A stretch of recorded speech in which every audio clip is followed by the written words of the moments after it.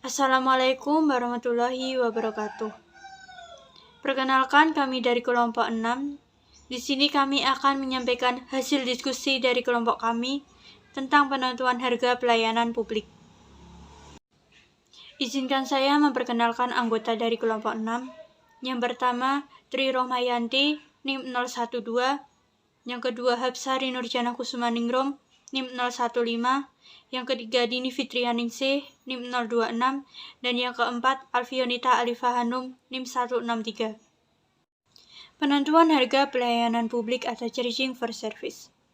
Pemberian pelayanan publik dapat dibiayai melalui dua sumber. Pertama, perpajakan. Jika pelayanan publik dibiayai melalui perpajakan, setiap wajib pajak harus membayar tanpa memperdulikan apakah dia menikmati secara langsung jasa publik tersebut atau tidak. Yang kedua, pembebanan langsung kepada masyarakat atau charging for service.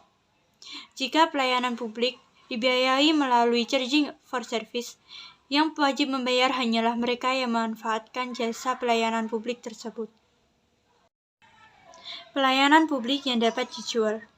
Pelayanan publik yang dapat dibebankan tarif pelayanannya yaitu 1. Pelayanan air bersih, 2. Transportasi publik, 3. Jasa pos dan telekomunikasi, 4. Energi dan listrik, 5. Perumahan rakyat, 6. Fasilitas rekreasi, 7. Pendidikan, 8. Jalan tol, 9. Irigasi, 10. Jasa pemadam kebakaran, 11. Pelayanan kesehatan, 12. Pengolahan sampah atau limbah. Alasan pembebanan tarif pelayanan publik kepada konsumen yaitu 1. Adanya barang privat dan barang publik, 2. Efisiensi ekonomi, dan yang ketiga prinsip keuntungan. Adanya barang privat dan barang publik. 1. Barang privat. Barang privat adalah barang kebutuhan masyarakat yang manfaatnya hanya dinikmati secara individual. Contohnya makanan, listrik, dan telepon. 2. Barang publik. Barang publik adalah barang kebutuhan masyarakat yang manfaatnya dinikmati seluruh masyarakat. Contohnya pertahanan nasional, pengendalian penyakit, dan jasa polisi. Dan yang ketiga, campuran antara barang privat dan barang publik. Beberapa barang dan jasa merupakan campuran antara barang privat dan publik. Contohnya pendidikan, pelayanan kesehatan, transportasi publik, dan air bersih. Kesulitan dalam membedakan barang publik dan barang privat. Pertama, batasan antara keduanya yaitu barang privat dan publik sulit untuk ditentukan. Kedua, terdapat barang atau jasa publik yang dalam penggunaannya terdapat pembebanan langsung. Dan ketiga, terdapat kecenderungan untuk membebankan tarif pelayanan daripada membebankan kepada pajak. Yang harus diperhatikan dalam penyediaan layanan publik yaitu yang pertama, identifikasi barang atau jasa yang menjadi kebutuhan masyarakat, baik bersifat publik atau privat. Yang kedua, yaitu siapa yang lebih berkompeten atau lebih efisien untuk menjadikan atau menyediakan layanan publik, misalnya pemerintah ataupun swasta. Selanjutnya yang ketiga, dapatkah penyediaan pelayanan publik tertentu diserahkan kepada sektor ketiga? Yang keempat, pelayanan publik apa saja yang tidak harus dilakukan oleh pemerintah namun dapat ditangani oleh swasta. Selanjutnya yaitu efisiensi ekonomi. Mekanisme harga memiliki peran penting dalam mengalokasikan sumber daya melalui yang pertama, pendistribusian permintaan diibaratkan siapa yang mendapatkan manfaat paling banyak, maka ia yang akan membayar paling banyak pula. Yang kedua, yaitu pemberian intensif untuk menghindari pemborosan. Yang ketiga, pemberian intensif pada supplier berkaitan dengan skala produksi. Dan yang keempat, pemberian sumber daya pada supplier untuk mempertahankan dan meningkatkan penyediaan jasa atau supply of service. Tanpa adanya suatu mekanisme harga permintaan dan penawaran, tidak mungkin menuju titik keseimbangan sehingga alokasi sumber daya tidak efisien, seperti penyediaan air, obat-obatan, dan sebagainya. Mekanisme harga memiliki peran penting dalam mengalokasikan dana. Dalam kondisi tertentu ketika barang atau jasa mengandung sifat public goods atau eksternalitas positif, maka untuk public goods, pemerintah lebih baik menetapkan harga di bawah normal atau full price atau bahkan tanpa dipungut oleh biaya apapun. Mekanisme pembebanan tarif pelayanan merupakan salah satu cara untuk menciptakan keadilan dalam distribusi pelayanan publik. Prinsip keuntungan. Pembebanan tarif pelayanan publik pada dasarnya juga menguntungkan pemerintah. Namun pemerintah juga tidak boleh memaksimalkan keuntungan. Charge for service berbeda dengan fee. Fee merupakan biaya atas perjanjian atau lisensi yang diberikan pemerintah. Biaya perizinan atau lisensi relatif kecil, biasanya berupa biaya administrasi dan pengawasan. Biaya perizinan atau lisensi didasarkan pada A. Kategori perizinan yang diajukan. Yang B. Ada tidaknya keuntungan finansial yang diperoleh pemegang izin atau lisensi atas izin yang dimiliki. Tujuan utama perizinan atau lisensi adalah untuk mengontrol suatu aktivitas. Tingkat fee tidak boleh ditetapkan terlalu tinggi sehingga tidak mendorong masyarakat untuk mengajukan izin atau lisensi tersebut. Sebagai contoh, pemerintah dapat menarik fee dari izin mendirikan bangunan atau IMB, akan tetapi hendaknya biaya IMB tidak terlalu tinggi sehingga menimbulkan kecenderungan masyarakat untuk tidak memiliki IMB. Dasar pembebanan tarif pelayanan. Dalam praktik, pembebanan langsung atau direct charge biasanya ditentukan karena alasan-alasan berikut ini, yaitu yang A. Suatu jasa, baik merupakan barang publik atau privat, mungkin tidak dapat diberikan kepada setiap orang, sehingga tidak adil jika ada biayanya dibebankan kepada semua masyarakat melalui pajak, sementara mereka tidak dapat menikmati fasilitas yang ada tersebut. Yang B. Suatu pelayanan mungkin membutuhkan sumber daya yang mahal atau langka, sehingga konsumsi publik harus didisiplinkan atau hemat, misalnya pembebanan terhadap penggunaan air dan obat-obatan medis. Yang C. Terdapat variasi dalam konsumsi individual yang lebih berhubungan dengan pilihan daripada kebutuhan, misalnya penggunaan fasilitas rekreasi.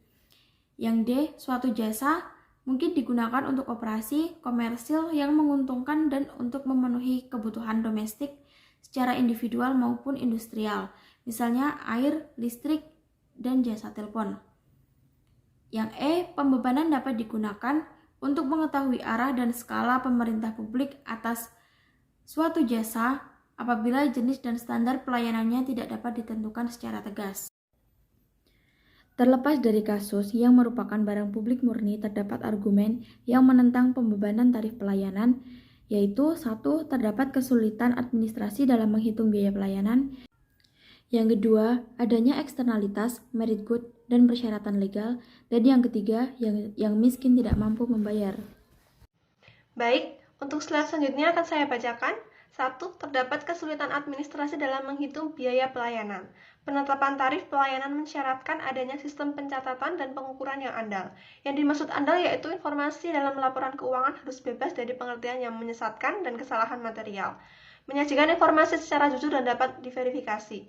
Penggunaan informasi yang relevan, tetapi hakikat atau penyajiannya tidak dapat diandalkan, maka informasi tersebut secara potensial dapat menyesatkan. Hal ini dapat meningkatkan biaya penyediaan pelayanan. Akan tetapi, keterukuran membuat penaksiran tarif pelayanan lebih mudah dibandingkan dengan penghitungan pajak. Contohnya, menghitung besarnya biaya untuk air dan listrik lebih mudah dibandingkan dengan menghitung pajak penghasilan. Baik, untuk selanjutnya yang kedua, yang miskin tidak mampu untuk membayar. Kesenjangan ekonomi dan pendapatan menyebabkan orang miskin tidak mampu membayar pelayanan dasar yang mestinya mereka dapatkan. Contohnya seperti pendidikan, kesehatan, air bersih, transportasi umum, dan bahkan makanan sehat. Pelayanan publik dapat juga diberikan secara gratis oleh pemerintah. Akan tetapi, penyediaan gratis tersebut akan mempengaruhi pilihan individu. Pemberian beras gratis mungkin tidak pas untuk orang tertentu karena mungkin ia lebih suka diberi uang untuk membeli pakaian. Penyediaan pelayanan gratis atau subsidi mungkin sia-sia dan kurang efektif. Bisa saja subsidi malah menguntungkan yang kaya karena dikorupsi, atau malah yang miskin mensubsidi yang kaya. Bila kita peduli pada golongan miskin, pendekatan terbaik adalah melalui distribusi pendapatan atau lump sum transfer. Distribusi pendapatan adalah suatu ukuran yang digunakan untuk melihat berapa pembagian dari pendapatan nasional yang diterima oleh masyarakat. Dari perhitungan yang dihasilkan, nantinya akan dapat diketahui apakah ada penguasaan pendapatan nasional oleh beberapa orang atau sudah terjadi pemerataan antara para penduduk di negara tersebut. Tetapi hal ini sulit diterapkan di negara berkembang. Untuk yang ketiga, adanya eksternalitas merit code dan persyaratan legal. Eksternalitas positif atau spillover effect, misalnya tarif pelayanan yang terlalu tinggi membuat masyarakat enggan untuk menggunakan dan memanfaatkan jasa tertentu seperti imunisasi. Demikian juga barang yang dianggap sebagai merit code mungkin lebih baik diberikan secara gratis atau tanpa beban biaya, seperti pendidikan. Untuk kebutuhan pelayanan tertentu, terutama kebutuhan barang yang biasanya dianggap bebas dari beban masyarakat, nantinya tidak perlu ditarik tarif pelayanan. Terdapat cara alternatif untuk alokasi sumber daya selain dengan pembebanan harga pelayanan, misalnya melalui pembagian kartu atau cards dan kupon atau voucher. Walaupun dengan pembagian kupon lebih menjamin kaum miskin karena akan mendapatkan kesempatan yang sama, tetapi dengan kupon tidak dapat memenuhi fungsi sistem harga dan mudah untuk disalahgunakan. Untuk selanjutnya membahas mengenai prinsip dan praktik pembebanan. Sebagian barang dan jasa yang disediakan pemerintah lebih sesuai dibiayai dengan pembebanan tarif. Semakin dekat suatu pelayanan terkait dengan barang privat, semakin sesuai barang tersebut dikenai tarif. Kegagalan dalam menetapkan biaya pada situasi tertentu menyebabkan distorsi harga dan alokasi sumber daya yang keliru, sehingga mengurangi pilihan bagi konsumen. Perlu diwaspadai bahwa kesalahan dalam menetapkan tarif pelayanan publik merupakan penyebab utama defisit anggaran di banyak negara berkembang. Dalam praktiknya, pelayanan yang gratis secara nominal seringkali sulit dijumpai. Pelayanan gratis menyebabkan insentif rendah, sehingga terkadang kualitas pelayanan menjadi sangat rendah. Misalnya, dalam pemberian pelayanan kesehatan gratis, biasanya kualitasnya kurang memuaskan. Bisa jadi pelayanan yang diberikan hanya seadanya atau kurang maksimal, atau jenis obatnya terbatas. Kegunaan pembebanan dalam praktik. Praktik pembebanan pelayanan publik berbeda-beda untuk setiap negara, antara jasa yang disediakan langsung oleh pemerintah dan yang disediakan oleh perusahaan milik negara, serta antara pemerintah pusat dan daerah. Charging for service merupakan salah satu sumber penerimaan bagi pemerintah daerah tertentu. Pemerintah memperoleh penerimaan dari beberapa sumber antara lain, 1. Perpajakan, yang kedua, pembebanan langsung kepada masyarakat atau charging for service, yang ketiga, laba dari BUMN atau BUMD, yang keempat, penjualan aset milik pemerintah, dan yang kelima, utang. Pada umumnya, kita mengharapkan bahwa penyediaan barang publik seperti pertahanan dan jasa kepolisian seharusnya diberikan secara gratis atau dibiayai dari pajak. Sementara penyediaan barang privat seperti listrik, telepon, maupun transportasi umum ditarik tarif sebesar harga pemulihan biaya totalnya atau full cost recovery price. Untuk barang campuran atau mix atau merit good seperti pendidikan menengah, kesehatan dan sanitasi disediakan sebagian melalui pajak dan sebagian lagi dari tarif. Penetapan harga pelayanan. Berapa harga yang harus dibebankan? Pemerintah hendak membebankan biaya pelayanan kepada konsumen, maka pemerintah harus menentukan harga yang pantas dan wajar. Aturan yang dipakai adalah bahwa beban atau charge dihitung sebesar total biaya untuk menyediakan pelayanan tersebut atau full cost recovery. Kendala dalam menghitung biaya total yaitu yang pertama, kita tidak tahu secara tepat total biaya atau full cost untuk menyediakan suatu pelayanan. Yang kedua, sangat sulit mengukur jumlah yang dikonsumsi. Yang ketiga, pembebanan tidak memperhitungkan kemampuan masyarakat untuk membayar. Yang keempat, biaya apa saja yang harus diperhitungkan. Ahli ekonomi menganjurkan untuk menggunakan metode marginal cost pricing, yaitu tarif yang dipungut harus sama dengan biaya untuk melayani konsumen tambahan atau cost of serving the marginal consumer.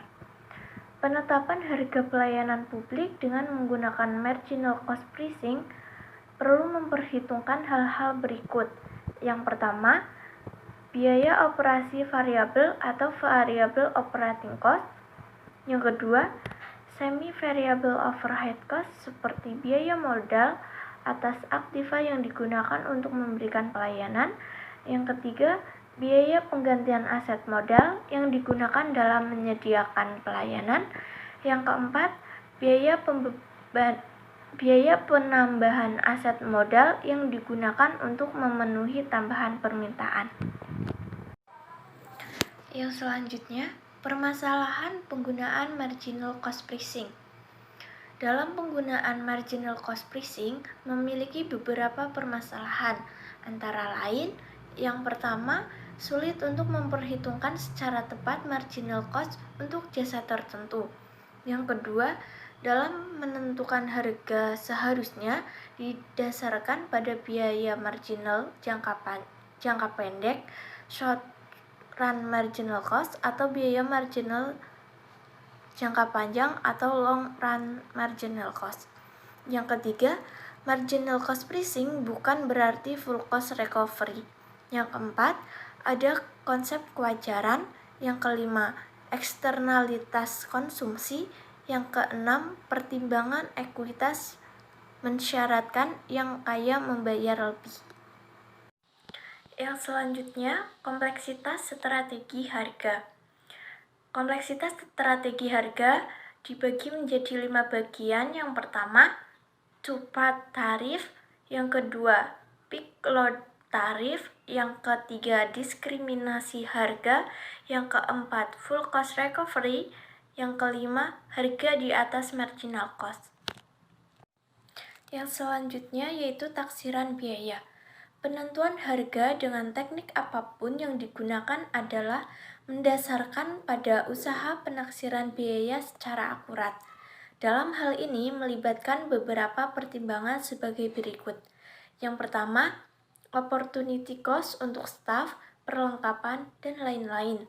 Yang kedua, opportunity cost of capital. Yang ketiga, accounting price. Yang keempat, polling. Yang kelima, cadangan inflasi. Sekian presentasi dari kelompok kami. Apabila ada kesalahan dalam penyampaian materi, kami mohon maaf yang sebesar-besarnya. Terima kasih. Wassalamualaikum warahmatullahi wabarakatuh.